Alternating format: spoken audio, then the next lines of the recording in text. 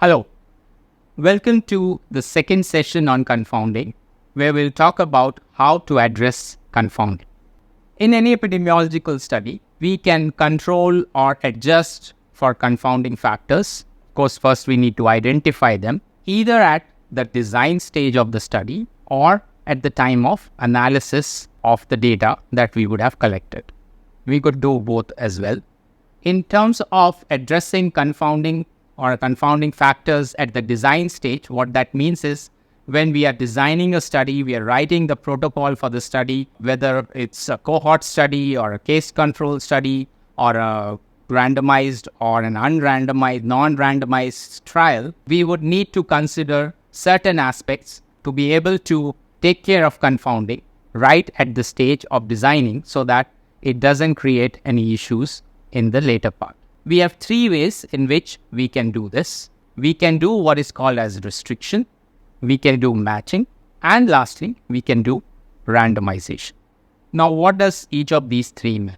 So let's look at an example here. Suppose I'm interested in understanding what is the effect of coffee drinking on the occurrence of myocardial infarction or heart attack.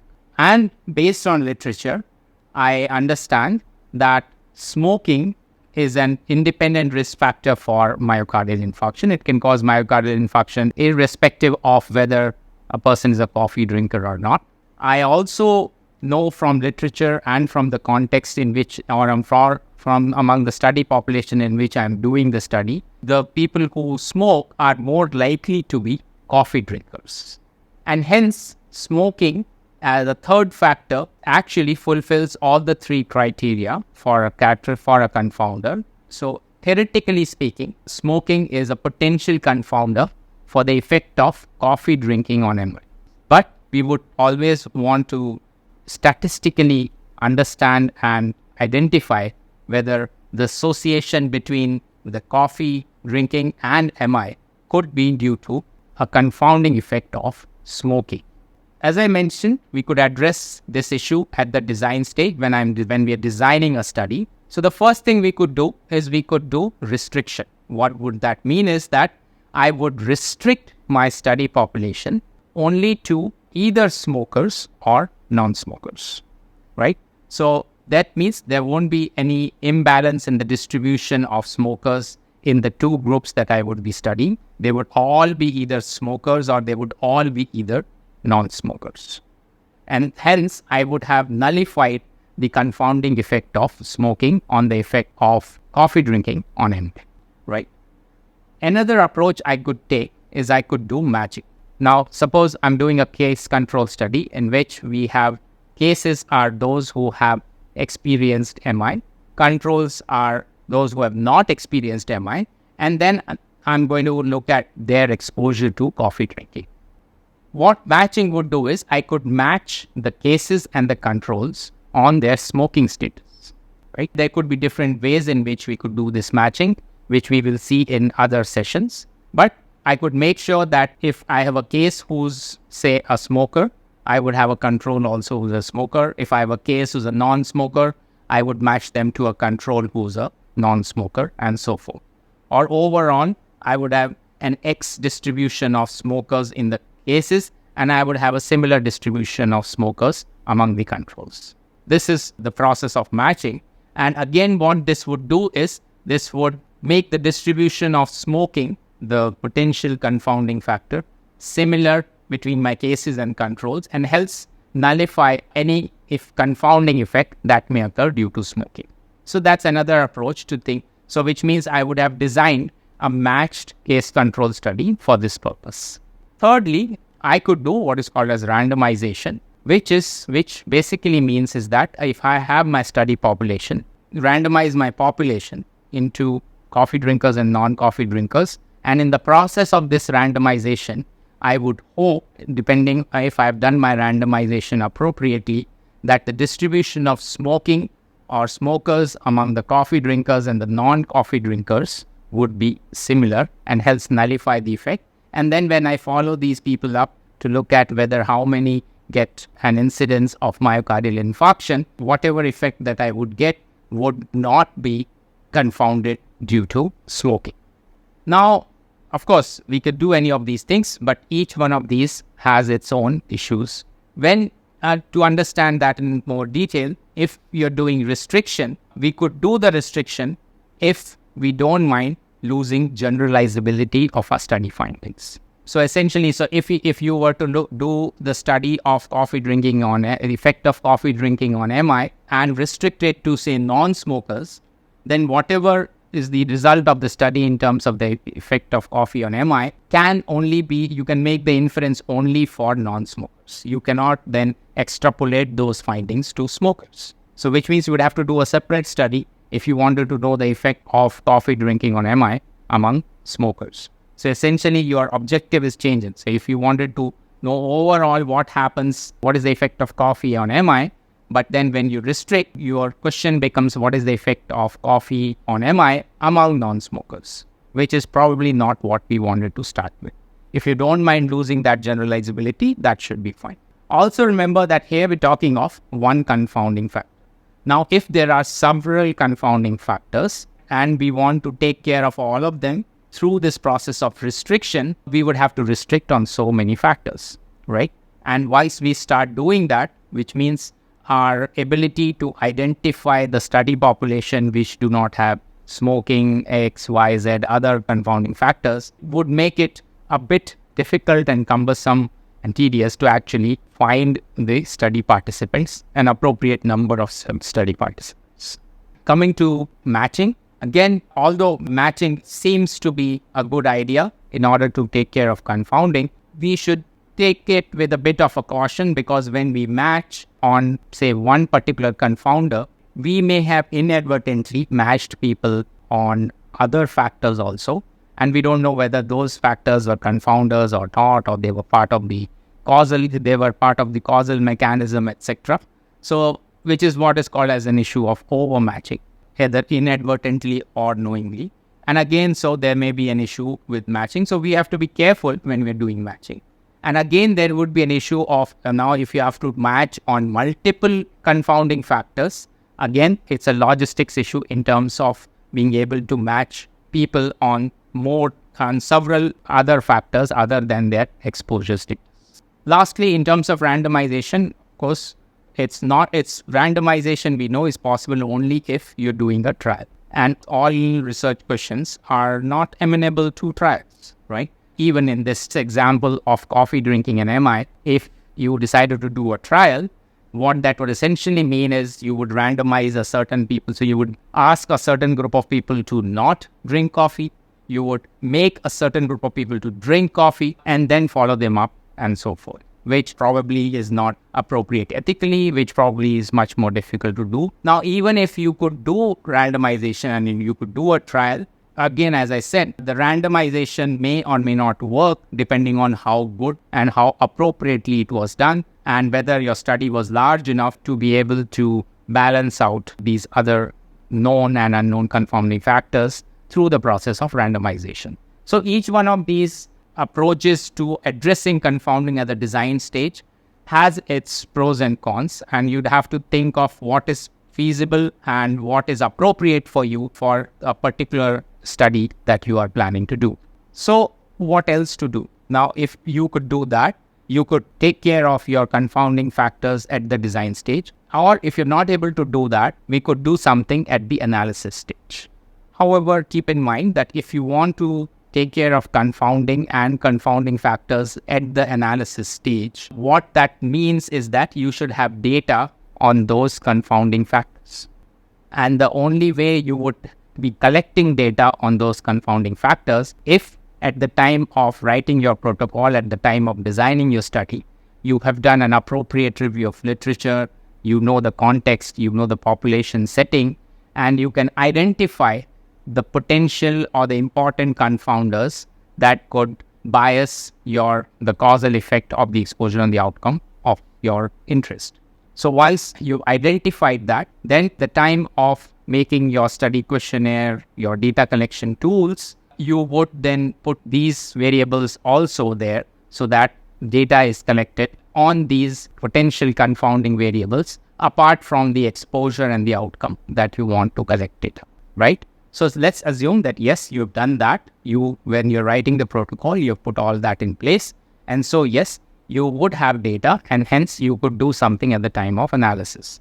Now, at the time of analysis, the way to identify whether there's a confounder or not is through a criteria which is known as the change in estimate criteria. Now, what is the estimate that we're talking about here? The estimate is the estimate of a measure of association. Your risk ratios, or your odds ratio, or your rate ratios, or risk difference in case of, say, trials, etc. What we would want to know, we would compare the crude or the unadjusted risk ratio or odds ratio or rate ratio with an adjusted measure of rate ratio or odds ratio or risk ratio, and see whether there is any difference between this crude or unadjusted measure versus the adjusted or the standardized or a pooled measure or pooled estimate of this measure of association. If you find a difference between the two, then we would say that difference, of course, has to be tested statistically as well. We could say that yes, this particular factor which you have adjusted for, and then the crude or the unadjusted OR or RR is different from the adjusted RR, then that particular factor is a confounding factor, and hence you would want to adjust in the final analysis.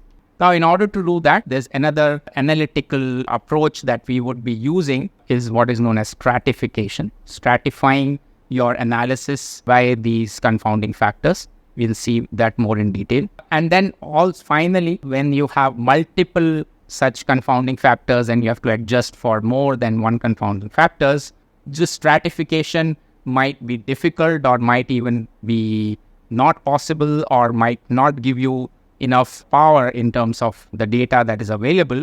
And then we would resort to what we call as a multivariable analysis.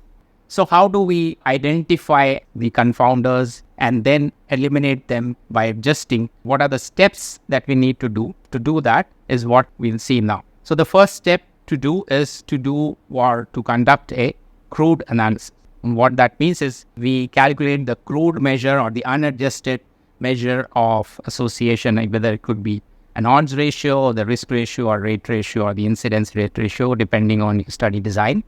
The next step would be to stratify your data by the suspected or the potential confounder. So we divide the data into subgroups. One group, which is where the confounder is present, another group where the confounder is absent. Next, for each of these strata or subgroups, we separately measure the association in terms of, again, the OR or the RR. We can then observe how this OR or RR, that is it similar or different between or across these strata, right? Is it homogeneous or is it heterogeneous? And is that stratum what? And that is what we would call as stratum specific measure of association or stratum specific odds ratio or risk ratio. And how is it different from the crude odds ratio or the risk ratio? If it is different, it gives an idea or it sort of points towards the possibility that this particular variable on which you have stratified your data could be a confounder. We go one step further to calculate what is called as an adjusted OR or an adjusted R. And then we compare this adjusted OR or RR with the crude OR or RR. When I say compare, we need to statistically compare and see whether there is a statistical difference between the crude and the adjusted. And if there is a statistical difference between the crude and the adjusted, that would mean that your crude was actually biased or confounded by this particular confounder for which you have done the adjustment. And hence, having identified this confounder, the way to eliminate this process of confounding is to then report the adjusted measure of association and not the crude. So let's walk through an example of our coffee and MI scenario that I told to you earlier. So let's say overall there were 100 patients of MI, and then we had taken 100 individuals who did not have MI, healthy controls, and then we collected data on their coffee consumption. We identified that yes, 68 of the 100 had had history of coffee drinking among the MI cases, and 44 of the controls out of the 100 also reported having exposure to coffee. So in this 2x2 table, we calculate the odds ratio, which would be called as the crude odds ratio. And here in this example, the crude odds ratio would be the odds of exposure among the cases, which is 68 divided by 32, divided by the odds of exposure among the controls, which is 44 divided by 56, and which gives us a figure of 2.7. What could you potentially conclude from this odds ratio of 2.7? Yep, the odds of drinking coffee is almost 3 times, 2.5 times among those who had MI compared to those who did not have MI, right? And it seems that yes, coffee drinking is a potential cause of MI. Now, is that really true? So the next step, as I told you earlier, is to now do a stratified analysis. So we divide our data into 2 groups, one smokers and the other non-smokers amongst this data. So as you can see here, so out of the 68 MI cases who were exposed to coffee, 64 were smokers and 4 were non-smokers. And similarly, we divide this into 2 groups. So we have a 2x2 table of smokers. We have a 2x2 table of non-smokers. Remember that we are still comparing the effect of coffee on MI. Now, if we calculate the odds ratio of in the smoker stratum, which is 64 divided by 16 divided by 32 by 8, it gives us 1.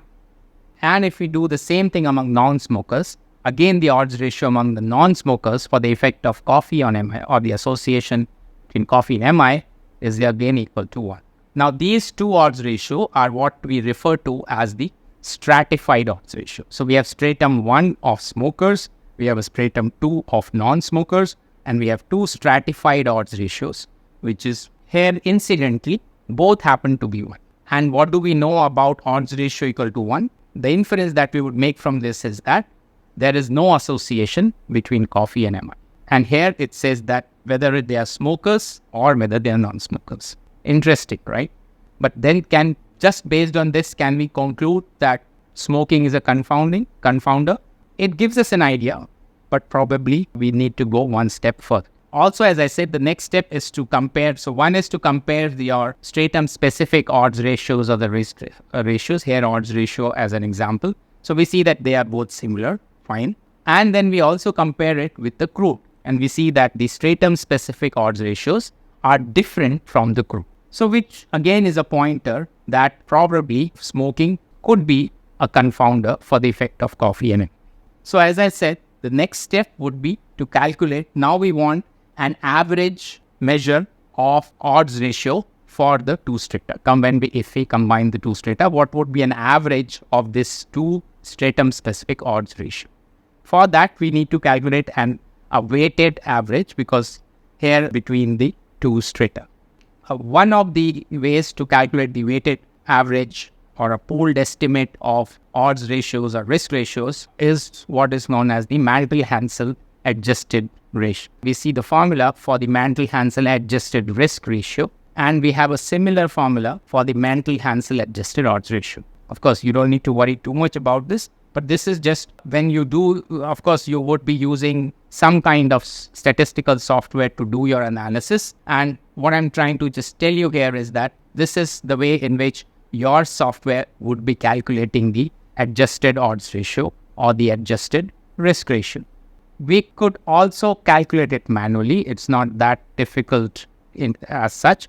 But even if you could not do that, you would of course get it as an output from your statistical software. So if we were to calculate this adjusted odds ratio for the effect of coffee on MI, which is adjusted for the effect of smoking, we get a value of 1. So now the last step is to then compare the adjusted odds ratio with the crude. Our adjusted odds ratio is 1. The crude odds ratio was 2.7. So since the adjusted odds ratio is different from the crude odds ratio, we can infer that whatever variable that we adjusted for is a confounder. So here we adjusted for smoking. So here we can say that smoking is a confounder for the effect of coffee drinking on occurrence of myocardial infarction. And the way to eliminate the confounder is to adjust for it in the analysis. and here the adjusted odds ratio, and to then report the adjusted odds ratio as the final measure of effect, which is taking care of the confounding due to that particular confounder, and here it is 1. So finally, we would conclude that there is no association between coffee and drinking after adjusting for smooth. Now, this is what we could do if we had just a single confounding factor. Most of the times that would not be the case, and there may be more than one. There would usually be more than one confounding factors in any epidemiological study. So again, doing the stratified analysis one by one and to simultaneously adjust for all of those confounders, identifying them, adjusting them, would be quite cumbersome and could be a problem in terms of the data size that we would get. So here, what comes to our rescue are regression models. Again, depending on the design of your study, you could be doing logistic regression or linear regression, log binomial regression, Poisson regression, or whatnot. But again, the regression models are very useful to simultaneously adjust for all the identified confounding factors and then give you an adjusted odds ratio or an adjusted risk ratio or an adjusted rate ratio, which is adjusted simultaneously for all of these confounders, and you get one final adjusted estimate which has taken care of all the confounders for which, of course, you have the data and for the confounders that you have identified. So you could adjust for all the known and identified and measured confounding factors through your regression models. Another thing that regression models can help you do is to address another phenomenon which we will talk about in another session, is the phenomenon of effect measure modification, which looks similar to confounding, but is actually not. And we will talk about that in another session. Thank you.